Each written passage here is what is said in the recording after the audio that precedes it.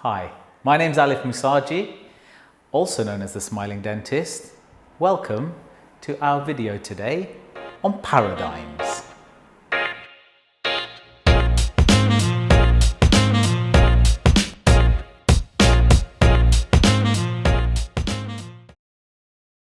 Okay, I'm gonna take my phone out. I don't normally need it as a prompt when I'm talking to camera, but I do today. When I was younger, I never really understood what the word paradigm meant. In fact, between you and me, I wasn't really sure how to pronounce it. I'm sure I've said the word paradigm more than once. The reason is, the dictionary definition is a typical example or pattern of something, a pattern or model, society's paradigm of the ideal woman. It's not really that helpful, is it? Let's be honest. And sometimes, paradigms are important. Sometimes this goes to show that even though an explanation is there, actually explaining it is not always the best way of conveying that information to the reader, or maybe your patient. Perhaps an analogy would do the job even more eloquently. So can I give you an analogy for what a paradigm is, and maybe we'll get to understand it. Now, someone once explained to me that a paradigm is a set of rules. Okay, I think I'm getting you. And then they said it's a little bit like a game of tennis. Tennis is a paradigm, and it's made up of lots of different rules. So for example, when you serve, you have to serve into the small square on the other side of the court. You can't hit the ball into the net. You can't hit the ball outside of the court. If you're playing doubles, you're allowed to use the tram lines. If you're not, you can't. So all these number of rules that you have help to build up a game. And essentially, that's what a paradigm is. So for example, if we thought maybe about 10 years ago about cosmetic dentistry, for example, then the paradigm might be that the patient comes in and because their teeth are crooked or uneven, then we'll prep them all and we'll put veneers on, and that will be how we serve our patient best, because really there aren't any very good alternatives that patients may accept. The reason being, braces at that point meant 3 years in treatment. And often patients wouldn't accept those kind of rules, if you like. They wouldn't accept that kind of a paradigm.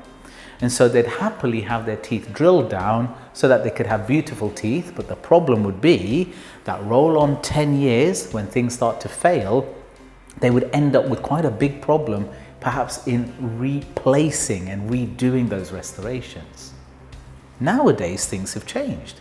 Because braces have become quicker, because the way that we think about our treatment objectives has changed. And also technology has improved, so we can now have invisible braces, whereas before we didn't. The paradigm for aesthetic dentistry has changed completely.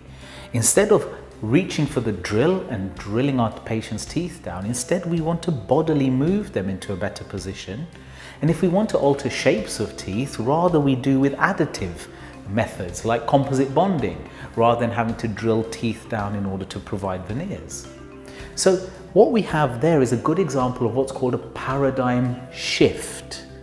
Because the technology that we have, because the thoughts that follow the advances in technology change, it changes the rules of the game. So we're able to provide our patients with a much better treatment. One that certainly I know if I had cosmetic deficiencies, I'd much rather be having a conservative treatment rather than one that's destructive. So if it's good enough for me, it's definitely good enough for my patients. And I think our job as dentists is to be abreast of all of the changes that happen and understand how paradigms can change so that we can be sure that our thinking is in keeping with what the current thinking is. Very similar to paradigms and paradigm shifts is a term that's often used called disruption. Now disruption, I feel, is very similar to paradigm shifting. often when we have technology, things improve. Like for example, we might be able to provide a treatment, for example, that's fewer appointments, maybe less morbidity, but often the treatment is then more expensive. So when these kind of things happen, then you have some advantages and some disadvantages as well. But there are certain times, magical times, where it's basically all advantages. So maybe there is a treatment that is better, looks better, more conservative, quicker and cheaper. It's a no-brainer. The old treatment will get left behind because this one is new and better in all facets for everybody involved. When this happens, they call it a disruptive technology because it changes very quickly the way we think and everybody adopts it. So disruption is really important to see, very interesting when you're part of it, and definitely something that excites me greatly. If I may give you a clinical example of a disruptive treatment that we have, it's All-on-4. Once upon a time, patients who needed a full arch or full mouth rehabilitation would have multiple implants placed with a number of different restorations, and this would be very expensive. It would often involve bone grafting, especially posteriorly, where if maybe there was a low sinus and very thin bone, there would need to be a reasonable amount of augmentation, multiple bridges, and a challenge cleaning and maintaining all of this. It meant that there was a huge amount of the population who, whether financially or because of resistance to surgery and invasive surgery, and also how long bone grafting takes, so the treatment time, it would be an unacceptable treatment for them. And one of the things I really like about All-on-4 treatment, I know it's not perfect treatment, that's not what I'm trying to say, but one of the things I really love about it is its simplicity. Because of the way that implants are angled to try and avoid vital structures, and the simplicity and the speed of the treatment, i.e. being able actually in many cases to load on the day so that patients are able to come in, have their teeth removed and replaced with fixed teeth again. And because it's a simpler treatment, the cost is less.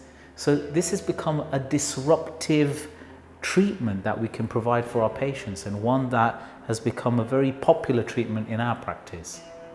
So that's definitely a very nice example of how disruption also comes into clinical dentistry. I hope you've enjoyed our video on paradigms, and if you like it, then please do join us again, and please don't forget to like, subscribe and share. I'll see you soon.